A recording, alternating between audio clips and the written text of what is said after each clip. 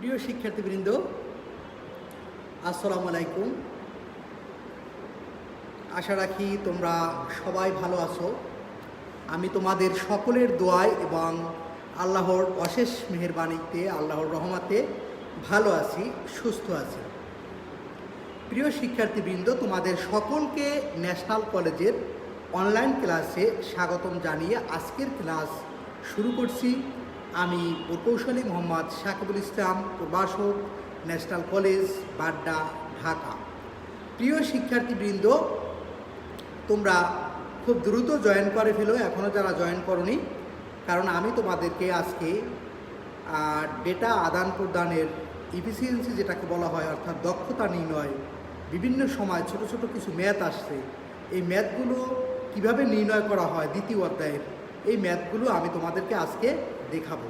তাহলে তোমরা ইতিমধ্যে অনেকে উপস্থিত হয়েছো। আর যে সুলতান, জামান শরীফ স্যার, তারপর রকি আলম দীপো, তোমাদের সকলকে ধন্যবাদ জানিয়ে আজকের আমি ক্লাসে চলে যাচ্ছি। তাহলে প্রিয় শিক্ষার্থীবৃন্দ, তোমাদের নতুন রুটিন দেওয়া হয়েছে এই সপ্তাহে। রুটিনের কিছুটা টাইমের চেঞ্জ হয়েছে, তোমরা সেই টাইমের চেঞ্জটা একটু দেখে নিবে। তাহলে কথা না বাড়িয়ে আমি ক্লাসে চলে যাচ্ছি।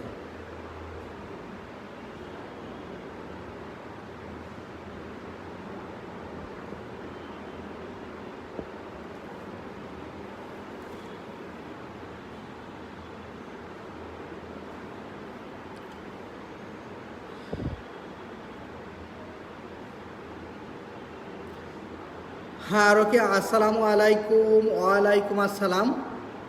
তাহলে আজকের মূল আলোচ্য বিষয় ডেটা ট্রান্সমিশনের দক্ষতার পরিমাপ, অর্থাৎ ডেটা ট্রান্সমিশনের আমরা কীভাবে দক্ষতার পরিমাপ করতে হয় সেটা আমরা আজকে শিখব।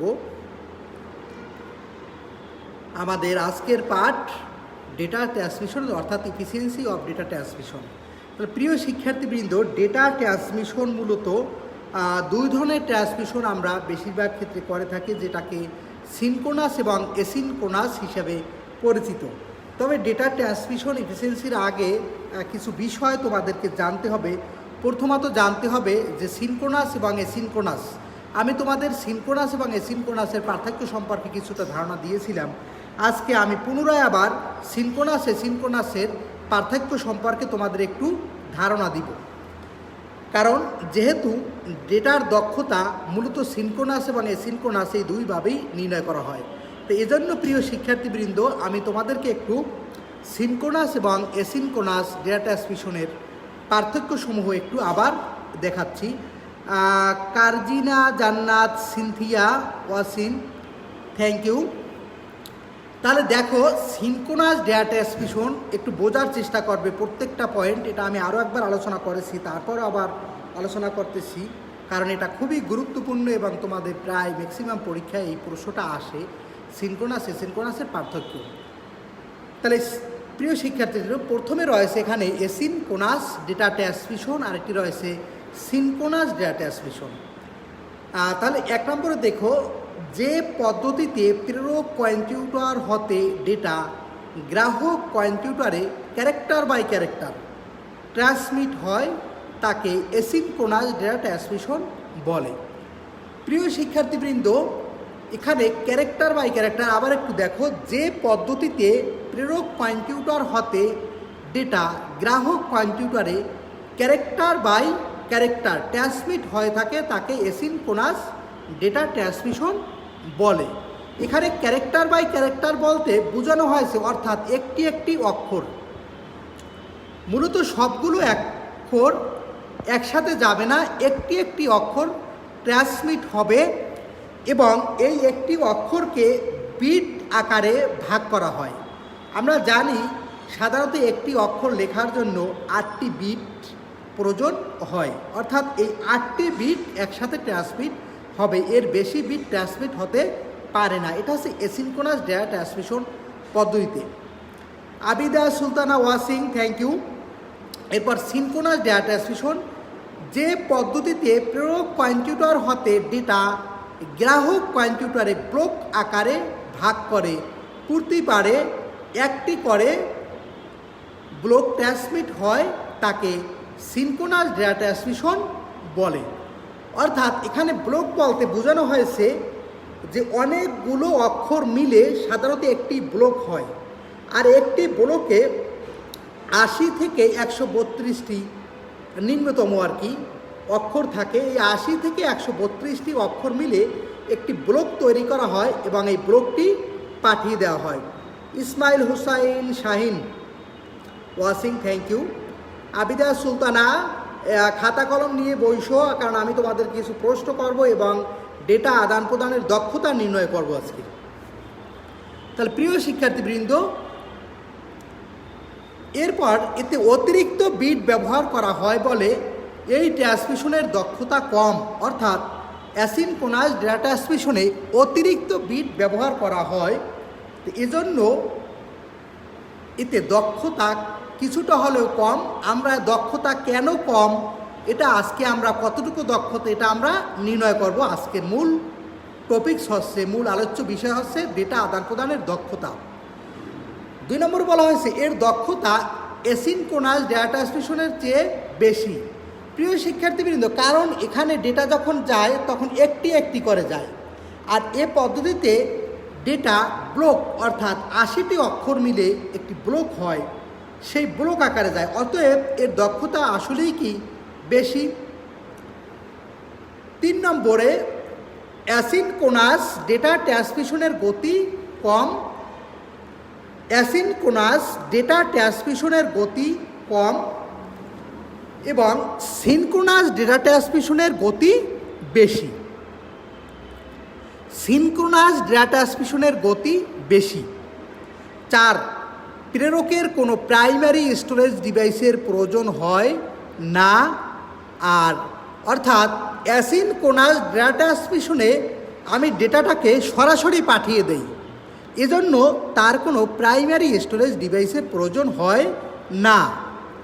আর সিনক্রোনাসের ক্ষেত্রে প্রথমে ডেটাটাকে একটি প্রাইমারি স্টোরেজ ডিভাইসে রাখা হয়, সেখানে বসে ব্লক তৈরি করা হয়। এজন্য অ্যাসিনক্রোনাস ডেটা ট্রান্সমিশনে একটি প্রাইমারি স্টোরেজ ডিভাইসের প্রয়োজন হয়। অ্যাসিনক্রোনাস ট্রান্সমিশনের ক্ষেত্রে ইনস্টলেশন খরচ খুবই কম, আর অর্থাৎ সিনক্রোনাসের ক্ষেত্রে ইনস্টলেশন খরচ কিছুটা বেশি। এই পদ্ধতিতে সময় বেশি লাগে, অর্থাৎ অ্যাসিনক্রোনাস ডেটা ট্রান্সমিশন পদ্ধতিতে ডেটা আদান প্রদানে সময় বেশি লাগে, আর সিনক্রোনাস এই পদ্ধতিতে সময় কিছুটা কম লাগে। অ্যাসিনক্রোনাসের এই পদ্ধতিতে প্রতিটি ক্যারেক্টারের শুরুতে এবং শেষে স্টার্ট বিট এবং স্টপ বিটের প্রয়োজন হয়, আর সিনক্রোনাস ট্রান্সমিশনের ক্ষেত্রে ক্যারেক্টারের শুরু এবং শেষে স্টার্ট বিট বা স্টপ বিটের প্রয়োজন হয় না। প্রিয় শিক্ষার্থীবৃন্দ, তোমাদের নিকট আমার প্রশ্ন হচ্ছে অ্যাসিনক্রোনাস এবং সিনক্রোনাসের ক্ষেত্রে কোনটি দ্রুত গতিসম্পন্ন? অ্যাসিনক্রোনাস এবং সিনক্রোনাস ডেটা ট্রান্সমিশনের ক্ষেত্রে কোনটি দ্রুত গতিসম্পন্ন? অ্যাসিনক্রোনাস এবং সিনক্রোনাস ডেটা ট্রান্সমিশনের ক্ষেত্রে কোনটি বেশি দ্রুত গতিসম্পন্ন? আমাকে তোমাদের প্রশ্নর জানা থাকলে আমাকে উত্তর করবে। তাহলে প্রিয় শিক্ষার্থীবৃন্দ, আজকে যেহেতু আমাদের মূল আলোচ্য বিষয় ডেটা আদান প্রদানের দক্ষতা নির্ণয় করব, এজন্য আমরা শুরুতে একটু মেমোরি সম্পর্কে ধারণা লাভ করি। অর্থাৎ 8 বিট সমান 1 বাইট। তোমাদের এটা মনে রাখতে হবে, 8 বিট সমান 1 বাইট। 1024 বাইট সমান 1 কিলোবাইট। 1024 বাইট সমান 1 কিলোবাইট। 1024 কিলোবাইট সমান 1 মেগাবাইট। 1024 মেগাবাইট সমান 1 গিগাবাইট। 1024 গিগাবাইট সমান 1 টেরাবাইট। 1024 টেরাবাইট সমান 1 পেটাবাইট। প্রিয় শিক্ষার্থীবৃন্দ, তোমরা ডেটা আদান প্রদানের এফিসিয়েন্সি নির্ণয়ের এই হিসাবটা আমার অবশ্যই মনে রাখতে হবে। আমি আবার একটু বলি, 8 বিট মিলে হয় 1 বাইট, 1024 বাইট মিলে হয় 1 কিলোবাইট, 1024 কিলোবাইট মিলে হয় 1 গিগাবাইট, 1024 গিগাবাইট মিলে হয় 1 টেরাবাইট, 1024 টেরাবাইট মিলে হয় 1 পেটাবাইট। মূলত এভাবে ডেটা আদান প্রদানের ক্ষেত্রে যে মেমোরি হিসাব করতে হবে আমাদের, সেখানে এই হিসাবটি আমার মনে রাখা একান্তই দরকার। তা প্রিয় শিক্ষার্থীবৃন্দ, ডেটা আদান প্রদানের বা ডেটা ট্রান্সমিশনের দক্ষতার পরিমাপ একটু দেখো। এখানে টাইপিং মিস্টেক রয়েছে, অর্থাৎ ডেটা, এখানে শব্দটি হবে, একটু ঠিক করে নেই,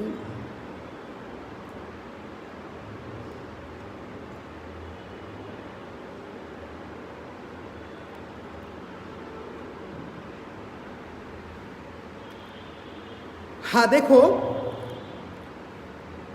হ্যাঁ রুবায়েদ হাসান, আমি একটা প্রশ্ন করেছিলাম তোমাদের যে অ্যাসিনক্রোনাস এবং সিনক্রোনাস ডেটা ট্রান্সমিশনের ক্ষেত্রে কোনটি দ্রুতগতি সম্পন্ন, অর্থাৎ সিনক্রোনাস বেশি দ্রুতগতি সম্পন্ন নাকি অ্যাসিনক্রোনাস বেশি দ্রুতগতি সম্পন্ন, কোনটি বেশি দ্রুতগতি সম্পন্ন সেটার নাম যদি জানা থাকে আমাকে একটু লিখে দাও।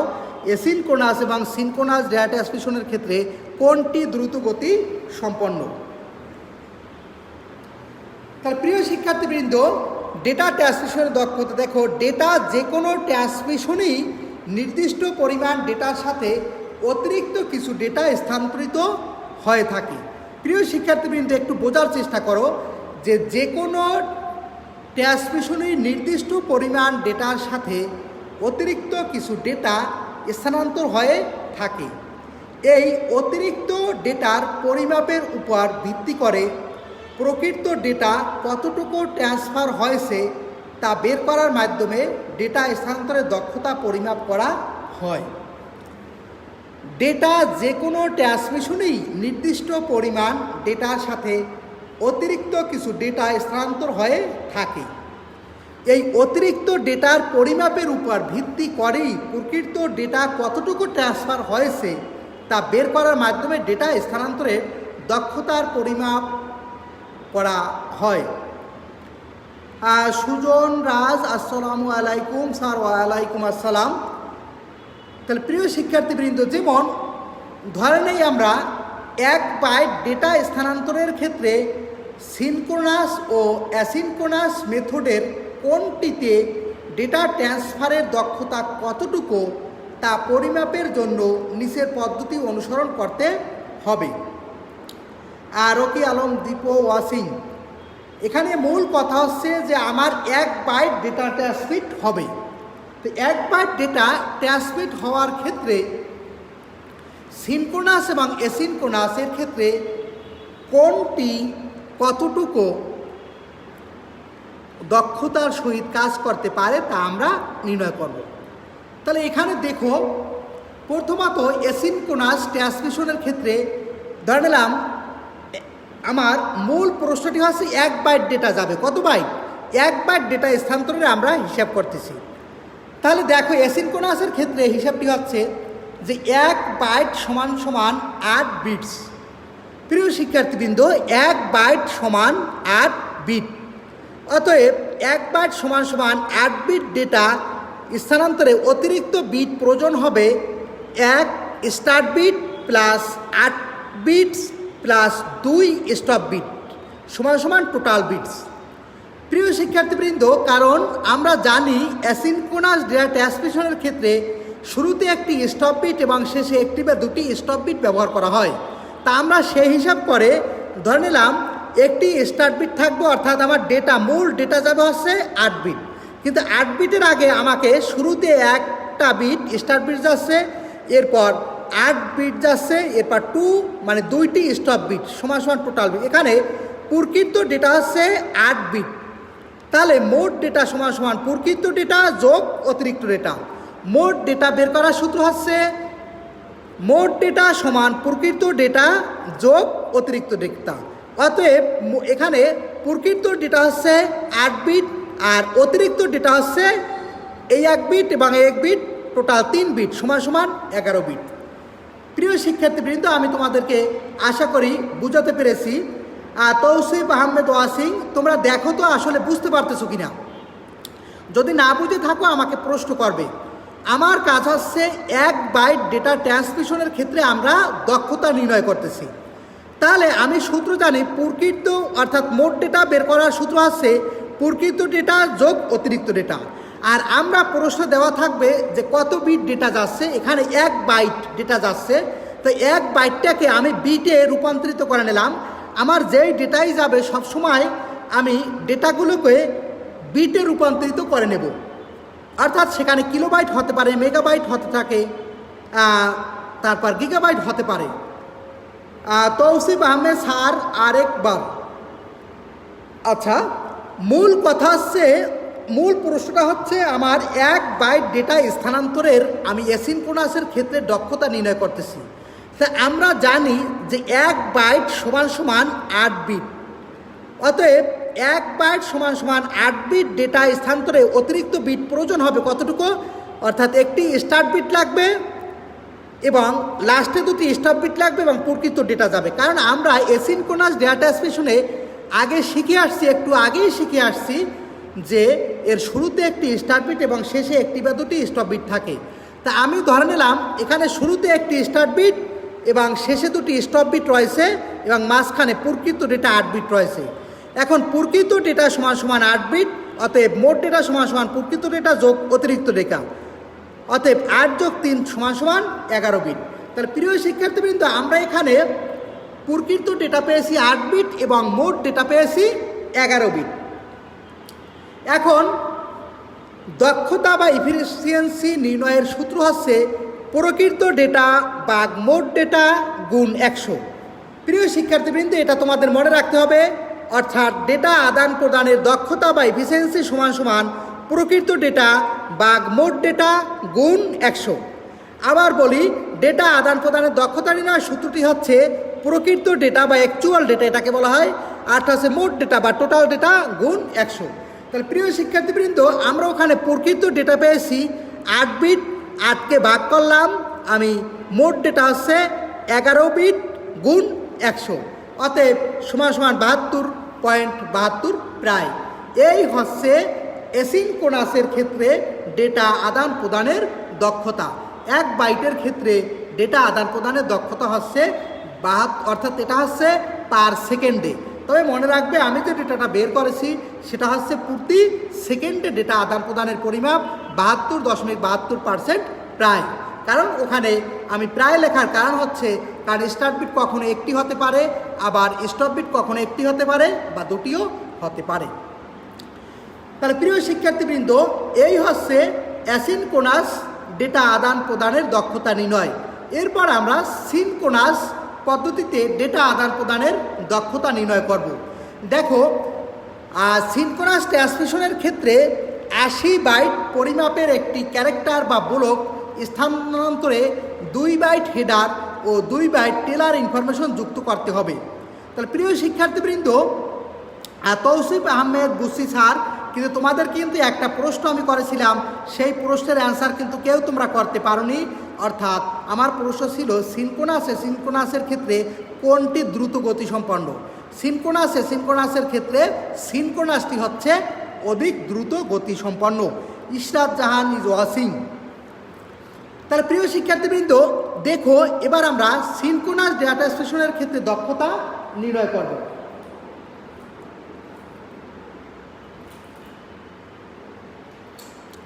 দেখো, সিনক্রোনাস ডেটা ট্রান্সমিশনের 80 বাইট পরিমাণের একটি ক্যারেক্টার বা বলক স্থানান্তর 2 বাইট হেডার ও 2 বাইট টেলার ইনফরমেশন যুক্ত করতে হবে।